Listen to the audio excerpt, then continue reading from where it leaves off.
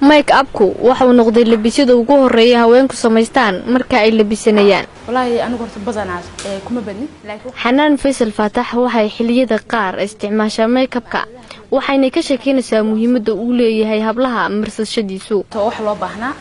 aad baan ugu faraxsanahay gabdhaha Soomaaliyeed in loo soo kordhiyo xirfadaas كل بال ذهب في بكرة ما لها قرحين تدمرك والله ما شاء الله بقول قبلها أنتوا بدن ما دام مدل كني هيدل عن شقوين بدن لجهلين قبله بقول حكي شقستان على دم ما يكبر halkan waa koofeer haweenku isku qurxiyaan intooda badan waxay sameeysanayaan makeup oo wajiga ku qurxisanayaan. Samson Faarax Ismaan oo ah gabar ka shaqeysa beauty salon ayaa waxay ka waramaysaa xilliyada ugu badan ee habluhu u yimaadaan oo inta badan markay aadayaan xafladaha sida aroosyada dhalashada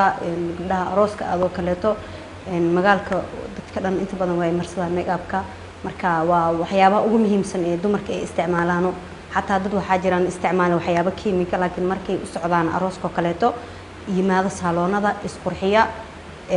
isku ekeysiya asaagooda kaleeto marka waxa jira habab kala duwan oo loo marsado make-upka iyadoo haweenku kala jecel yihiin. sidoo kale waxa jira haweenayga iyagu laftirkooda fahansan make-upka sida lagu mariyo haweenka oo si farshaxan la u yaqaan isla markaasina ka ganacsada waxa ka shaqeeya saloonada oo u tahay shaqo abuur gabdhaha dhalinyarada oo bartay xirfadda